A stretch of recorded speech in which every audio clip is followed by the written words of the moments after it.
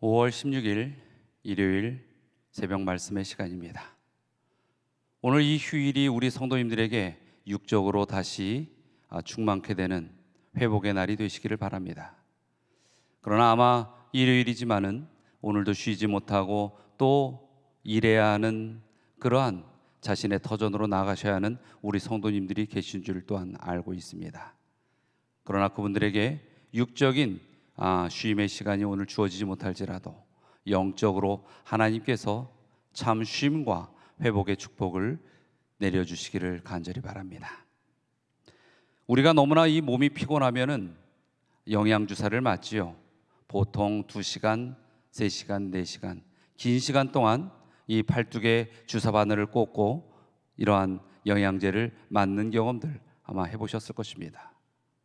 그런데 보면은 이 우리 몸에 필요한 영양분을 그렇게 주사를 통하여 넣을 때에 그 영양분들은 혈관을 통하여 우리 몸 전체에 퍼지게 됩니다.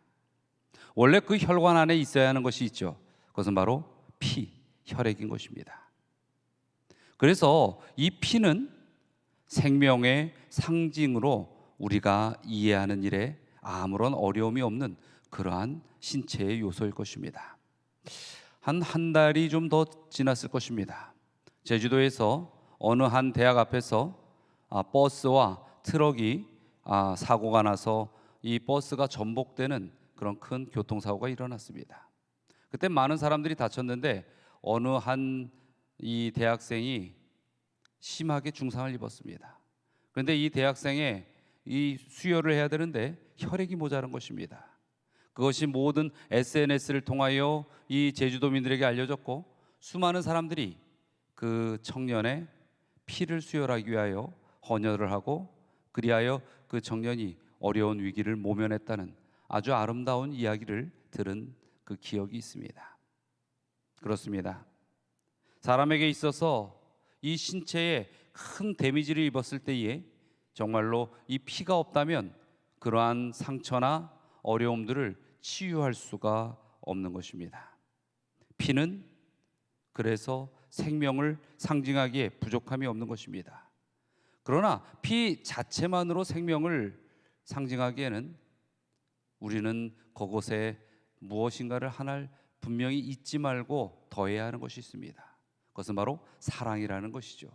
수많은 사람들이 헌혈을 위하여 모였던 그 사건들을 통하여 이 사실을 우리는 알 수 있는 것입니다.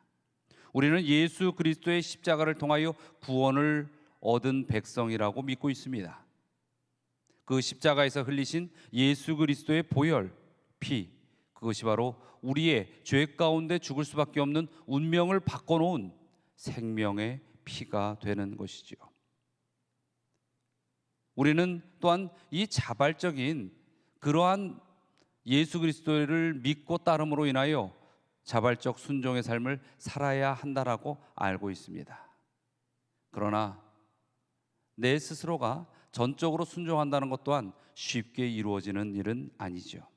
그리스도께서 십자가를 통하여 희생으로 이루어진 생명, 즉 구원의 승리를 우리에게 허락하신다는 그 의미를 우리는 알아야 합니다. 그러나 아는 것만으로 우리가 온전히 순종하의 삶을 살 수 있도록 이끄는 것은 아니죠. 그것을 아는 것뿐만 아니라 이해하고 우리의 삶 속에 경험하고 그러므로 인하여 느끼고 감사할 때에 그리스도인들은 진정으로 이 순종의 삶이 무엇인지를 경험하며 그렇게 살아갈 수 있는 것입니다. 그리스도인은 자신의 지속적인 순종을 체험해야 합니다. 그러나 그것은 분명히 좀 전에 말씀드렸듯이 예수 그리스도의 십자가를 통한 희생의 사랑이 우리의 생애에 체험될 때만 가능한 것입니다. 우리는 그래서 그리스도께서 우리 안에서 승리의 삶을 살도록 하는 그 모든 방법들을 알아야 합니다. 그리고 우리가 진리를 이해하고 경험할 때에 그리스도인들의 삶은 이전과 분명히 달라져야 하고 달라질 것이라는 것을 알아야 합니다. 하나님과의 약속을 깨며 꾸준하게 순종하지 못했던 그러한 삶의 경험들이 이제는 바꿔지는 것입니다. 우리가 가는 길에 사단이 가져온 모든 유혹과 죄들을 예수 그리스도께 의지함으로 말미암아 극복하고 승리하는 삶을 경험하게 되는 것입니다. 여러분, 이 사단의 우리를 유혹하는 그 모든 순간순간에서 이 자주 반복되는 승리의 경험들은 정말로 우리가 하나님과 함께 한다는 것을 느끼게 하는 것이고, 이 경험들이야말로 우리를 진정한 생명에 머물게 하는 축복이라는 것을 아시기 바랍니다. 그래서 여러분이 생애 속에서 자꾸 반복적으로 이기셔야 합니다. 죄의 유혹이 올 때에 그것을 자꾸 반복해서 쓰러지고 넘어지며 저녁에 회개하는 시간으로 자복을 하지만, 우리에게 있어서 매 순간 그러한 유혹이 올 때에 쓰러지지 않도록 또한 하나님의 임재하심을 간구하는 것은 더욱 중요한 일이라는 것입니다. 우리가 죄로 인하여 넘어질지라도 다시 한번 주님 앞에 회개의 시간을 통하여 회복의 그러한 은혜를 베푸시는 것이 하나님의 사랑입니다. 그러나 매 순간 우리가 나아가지 못하고 끊임없이 똑같은 반복을 한다면, 그것은 자칫 우리가 마음으로는 주님을 따르지 못하면서도 입으로만 주님께 나아가는 그러한 어떤 외식하는 자의 신앙의 모습이 될지도 모른다는 것입니다. 그러므로 여러분의 삶 속에서 밀려오는 죄의 유혹들을 자꾸 이겨나시기 바랍니다. 그리고 이겨나가는 경험들이 여러분의 신앙의 굳건한 의지가 될 수 있고, 하나님께서 임재하시는 역사가 될 수 있도록 살아가시게 되기를 간절히 바랍니다. 한번 이런 질문을 또 우리 스스로에게 해봅니다. 정말로 변치 않고 순종하는 삶이 내 자신의 삶 속에 가능한가? 진정으로 우리 삶의 모든 유혹들과 죄를 극복하고 승리할 수 있을까? 이 삶은 하나님께서 우리에게 어찌 살면 그렇게 될 수 있다라고 하신 모습이 있습니다. 우리 로마서 6장 6절과 11절로부터 14절입니다. 우리가 알거니와 우리의 옛사람이 예수와 함께 십자가에 못 박힌 것은 죄의 몸이 죽어 다시는 우리가 죄에게 종노릇하지 아니하려 함이니. 11절입니다. 이와 같이 너희도 너희 자신을 죄에 대하여는 죽은 자요 그리스도 예수 안에서 하나님께 대하여는 살아있는 자로 여길지어다. 그러므로 너희는 죄가 너희 죽을 몸을 지배하지 못하게 하여 몸의 사욕에 순종하지 말고, 또한 너희 지체를 불의의 무기로 죄에게 내어주지 말고, 오직 너희 자신을 죽은 자 가운데서 다시 살아난 자 같이 하나님께 드리며 너희 지체를 의의 무기로 하나님께 드리라. 죄가 너희를 주장하지 못하리니 이는 너희가 법 아래 있지 아니하고 은혜 아래 있음이라.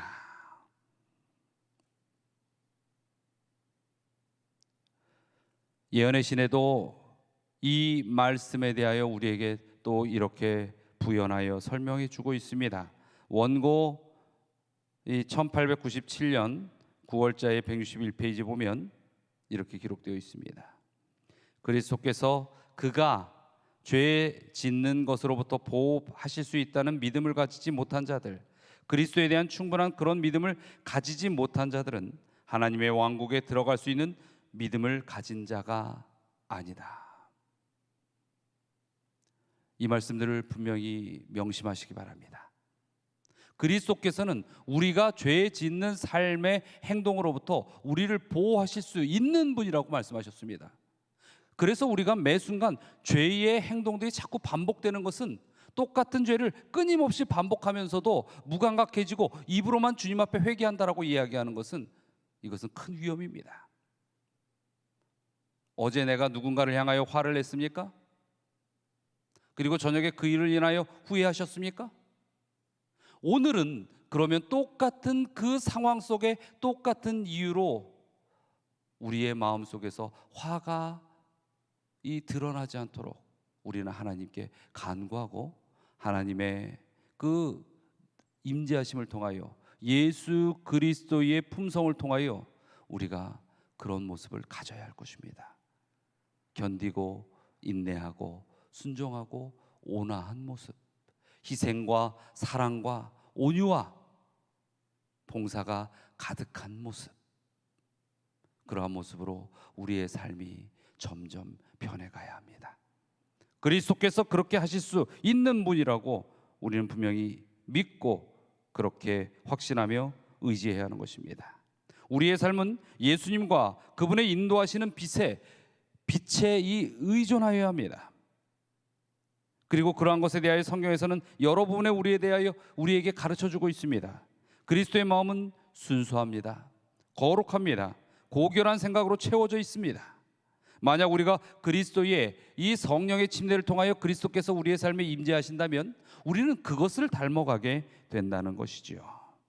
진실로 그분께서 우리 삶 안에 우리 자신에게 드러날 수 있도록 그렇게 원하고 살아가는 것, 이것은 바로 우리의 믿음의 문제인 것입니다. 정말로 예수님께서 여러분을 도우실 것입니다. 그 도움을 요청하시기 바랍니다. 여러분이 시험 받을 때 정말로 예수 그리스도의 선하심의 능력이 드러날 수 있도록 간구하시기 바랍니다.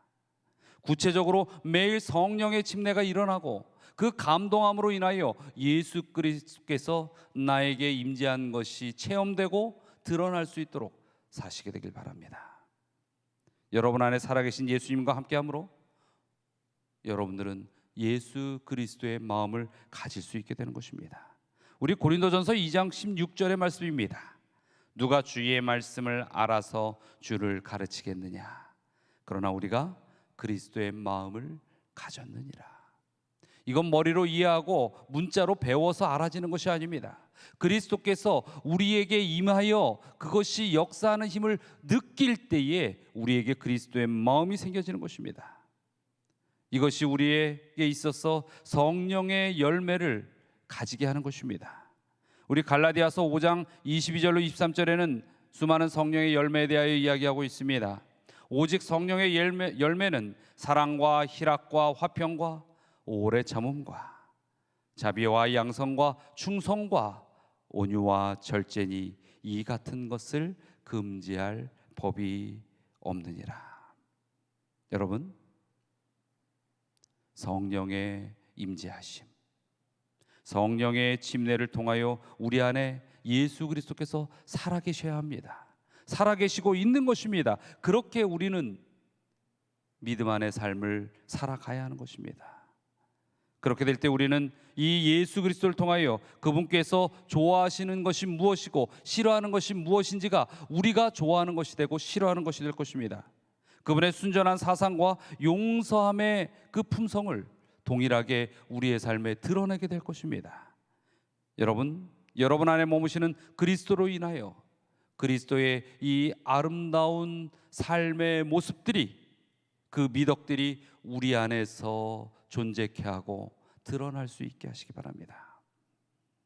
그리스도인으로서 이 예수 그리스도의 임재하심의 이 놀라운 모습들과 진리를 우리의 삶에 매 순간 적용되는 그런 삶을 살아야 할 것입니다. 우리가 지금 이 새벽 기도회의 교재로 쓰고 있는 이 책에서는 정말로 그리스도인이 이러한 진리를 삶에 있어서 죄의 유혹이 밀려올 때 그것을 유혹이라고 깨달을 때에 이렇게 대처하라고 방법들을 5가지를 제시하고 있습니다. 자, 한번 살펴볼까요? 첫 번째, 유혹이 여러분의 마음에 들어오지 못하도록 즉시로 쫓아버리기를 바라시기 바랍니다. 빌립보서 4장 8절의 말씀을 꼭 찾아서 읽으시기 바랍니다. 두 번째, 유혹에 이끌려 지배당하는 여러분의 죄된 본성의 힘이 깨어지리라는 사실을 믿으십시오. 우리에게 있어서 비록 죄의 뿌리와 본성이 자리 잡고 있지만은 예수 그리스도께서 임하실 때에 그 본성이 깨어질 것입니다. 세 번째, 여러분 안에 예수님께서 계심을 믿으며 여러분이 시험 받을 때 예수님께서 당신의 선하심을 드러내도록 간구하라. 구체적으로 여러분 어느 때에는 아무도 듣는 이 없는데 하나님에게도 나의 속성, 나의 이 가려진 죄를 이야기하는데 창피해서 말 못하는 분들이 있어요. 솔직하게 이야기하십시오. 죄는 깨어질 수 있습니다.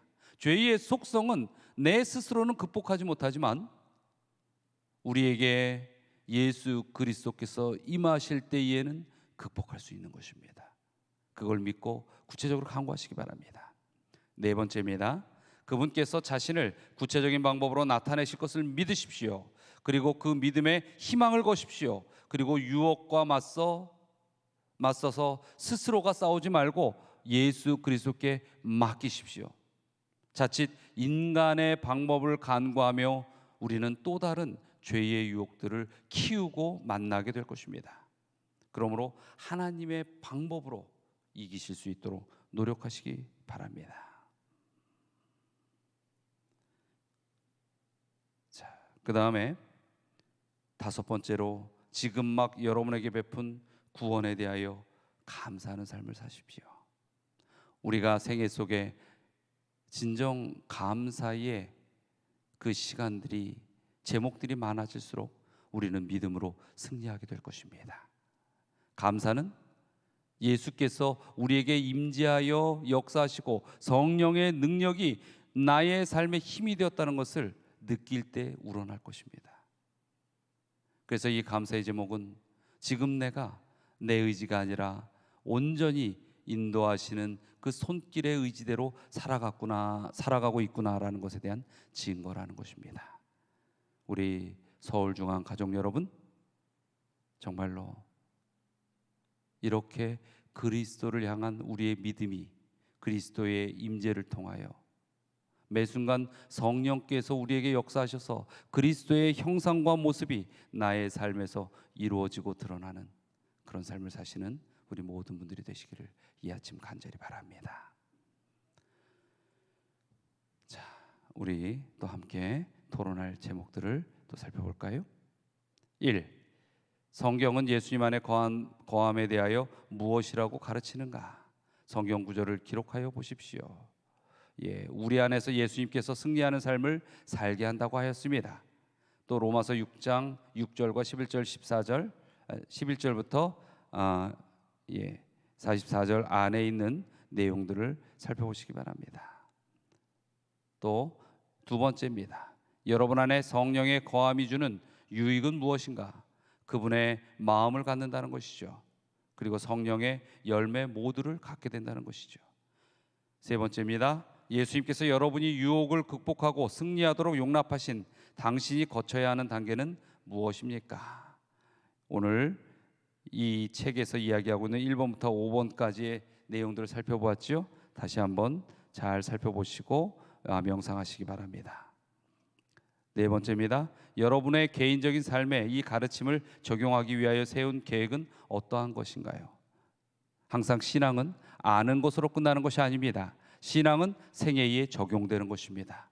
그래서 여러분이 오늘 이 말씀을 통하여 내 생애에 어떤 것들을 어떻게 적용하여서 정말 예수 그리스도를 모시고 사는 삶을 살까 한번 계획해 보시기 바랍니다. 오늘의 기도의 제목입니다. 첫 번째, 하나님께서 계속하여 여러분을 성령 충만하게 하시기를 기도합시다. 두 번째, 하나님께서 여러분의 삶과 교회에 영적 부흥을 주시기를 기도합시다. 세 번째, 하나님께서 여러분이 당하는 유혹을 예수님을 통하여 극복하고 승리하게 해주시기를 기도합시다. 그리고 또 변함없이 여러분의 그 수첩 안에 있는 영혼들, 이제는 구체적으로 초청할 준비를 하셔야 됩니다. 이 6월 7일부터 있을 전도회에 그 영혼들이 하나님의 말씀을 들을 수 있도록 여러분들께서 그 앞길을 예비하셔야 합니다. 하나님께서 도우실 것입니다. 성령께서 역사하실 것입니다. 예수 그리스도께서 임재하실 것입니다. 이 영혼들을 위한 기도를 멈추지 말고 또 기도만 하는 것이 아니라 그 요청한 기도의 제목처럼 여러분이 오늘 그렇게 발걸음을 내디디시길 바랍니다. 자, 다 함께 기도하시겠습니다. 사랑과 은혜가 많으신 하나님, 오늘 하루 저희들에게 다시 주님 안에서 충전되고 주님의 사랑을 경험하는 소중한 하루가 될 수 있게 하여 주시옵소서. 우리의 삶에 온전히 이 죄의 요소들을 주님의 그 역사하심의 사랑을 통하여 이겨낼 수 있게 하여 주시고, 죄로 인하여 저희가 굴복당하지 않게 하여 주시옵소서. 저희에게 수많은 영혼들이 있습니다. 그 영혼들을 주님 앞에 드리기를 원합니다. 주여, 그러나 저희의 힘으로는 부족합니다. 성령께서 저희가 하여야 할 일들을 가르쳐 주시고 또 그 능력으로 직접 임재하여 주시옵소서. 저희들의 입이 열리고 손길이 다가가고 발걸음이 내디디어질 때 그 영혼들의 심령이 하늘을 향하여 깨어지고 열릴 수 있게 하여 주시옵소서. 주님께서 오늘 하루도 저희 모두에게 승리의 삶을 분명히 선물하여 주시리라 믿고 감사드리며 예수 그리스도의 이름으로 기도드리옵나이다. 아멘.